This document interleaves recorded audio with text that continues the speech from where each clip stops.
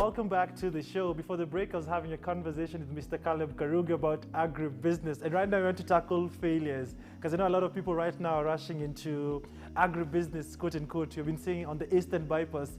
Kila mtu ana gari yake, amefungua boot, anauza mayai, anauza nyanya, everything. Because tough times calls for tough people. Yes. So I want you just to go step by step into some of the failures and what exactly you learned out of it, so that also the audience watching this can get to have a takeaway. So let's start off with the cow business. You did cow. I think that's the point, you're rearing cows. Where you and Yes, I did dairy. So take me through. Yes, I did dairy. Let me tell you what happened quickly. So I was doing chicken at that time. I was doing the quails. They failed obviously, and I was doing rabbit. So one day my uncle walked in and he told me, "Mwanaume ni ng'ombe.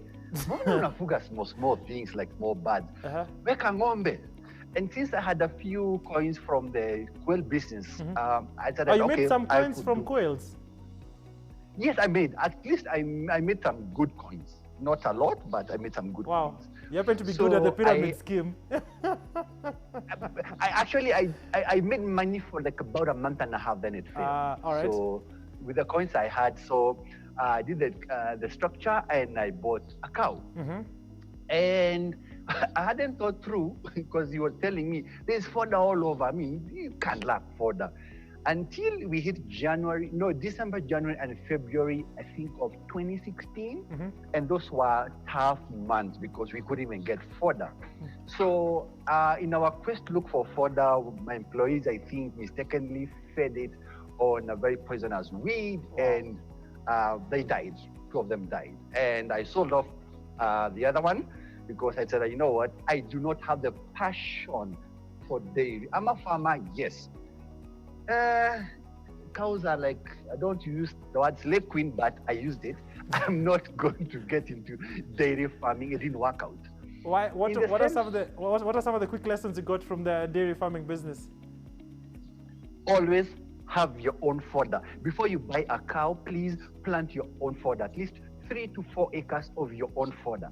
Number 2, have an exit plan. I was applying to the local cooperative society. And they dictate the price. They will tell you, today we are buying at 32 shillings, and there's nothing much you can do about it.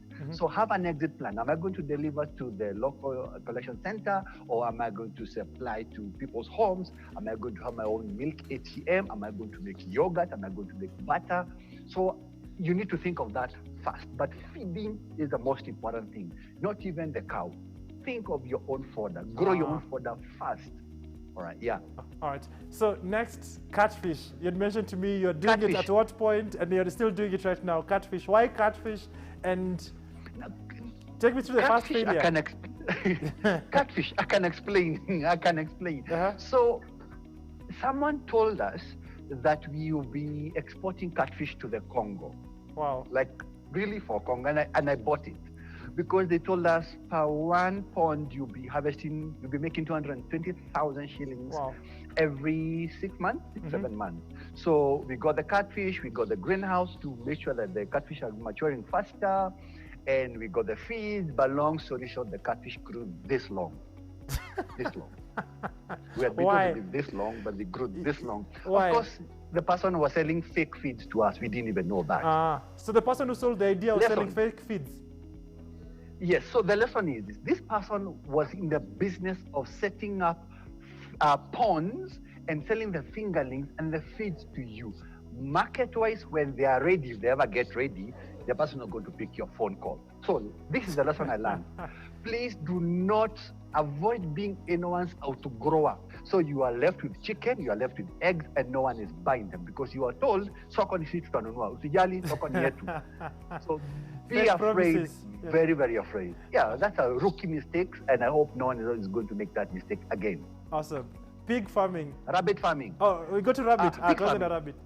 Let's go rabbit farming. Rabbit, Let's do rabbit farming. Now, again, rookie mistake. I was watching on TV how people are coming on TV and saying how rabbit urine is in high demand.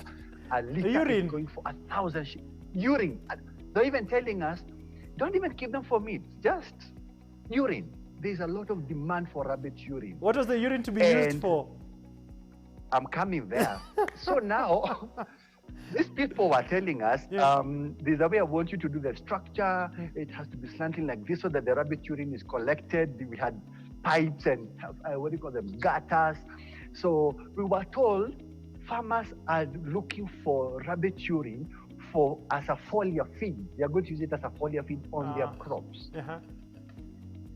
This person, like I said earlier, in the value chain, Yes. their work is to sell to you rabbits. Rabbits. Oh. Whether the rabbit, when they are mature, they don't care about the market for you. Yes. But they will tell you, soko ni kubwa sana, hata kuna kichinjio imejengwa Gilgil na ingine inajengwa Thika. It was always Gilgil and Thika. Where you can't go and verify. I'm being honest here. yeah. But because a rabbit is going for what? 2,500 shillings. Yeah. Who will care to go all the way to Gilgil to, see the abattoir? Mm-hmm. So we were told the abattoirs being constructed, one in Gilgil and one in Thika. So soko ya nyama msijali. Because red. But this when they go on TV, they are going to get 300, 500 people signing in, but buying their rabbit. So this person is a rabbit Seller. breeder. That's their core business. They don't sell rabbit for meat. Them they sell. I didn't understand. I didn't understand then, but now I know. Kenyan farmers don't have a culture. Remember I said about culture? Yes. We do not have a culture of using rabbit urine as an organic fertilizer. We don't have that. We go to the agrovet, we buy what you call it, inorganic pesticides, foliar feeds. That's our culture. We are not going organic. Yeah. We could go, but we are not there yet.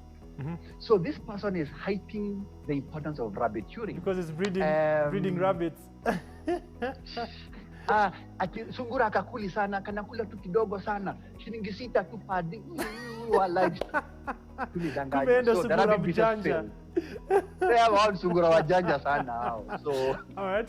Hiyo story wakaruka tukaendelea. So it didn't work. Pig farming. Pig farming, yes. Pig farming could have worked. But if you go back, if you are around Kenya, yes. Back in 2007 to, actually 2005 to 2010, 11, we didn't have a very strong pork consuming, culture. Yes. We didn't have, it wasn't that strong. But look right now, every center, there's a pork center in almost every estate. But back in 2010, we didn't have that pork consuming culture. So I failed at that time back in 2010, and I could go back to pig farming actually. I think it's a good business. But I failed that time because I hadn't understood that I need again to have my own feed. Because nguruwe zinakula. Of course, the so you need to be prepared. Yes. So I should have prepared myself, probably with sweet potato vine silage. I should have thought about that. So I think I bailed out because I was eating too much and not so many consumers at that time were consuming. So the only person who was buying pork and still is Farmer's Choice. Yeah. We didn't have many butcheries that time of taking pork. But right now, there's a consuming culture that has grown. So I would advise anyone thinking of pigs. It's a good business, but first think of what are they going to eat even before you bring them. Because those things can eat. All right. And I know there's one thing, or rather a motto you always say, just don't do agriculture, do agribusiness. What exactly do you imply that? Because you always repeat this in a lot of interviews that you've done. Yes, and that's I keep on saying ukulima sio shamba. When I talk about agriculture and agribusiness, I think when you farm, it's agribusiness is a thinking, it's a mentality. We farm like the way our parents. If you farm the way your parents and grandparents farmed, you're doing agriculture. You're just planting a seed, hoping it rains. You're dependent on rain for you to farm. But if you're doing agribusiness, there's a business part of agriculture. Ask yourself, if I'm having 1 acre, if I plant maize, beans, and potatoes, that's agriculture. Yes. But agribusiness says, crunch the numbers. That space taken by the maize, beans, and potatoes, how much are you going to get at the end of 6 months? Or if I was to do commodity spinach, managu, terere, sugar, saget, all those traditional vegetables, can I be making a daily or a weekly income? Because business is all about cash flow. Yes. Agribusiness is where you think of cash flow. And this is what farmers are going wrong. You have only one crop or one animal. If it goes belly up, that's it. Your business dies immediately. But agribusiness helps you think, if this unit, if I was to do chicken, I would have 500 chickens. All right. I would collect about 200 eggs.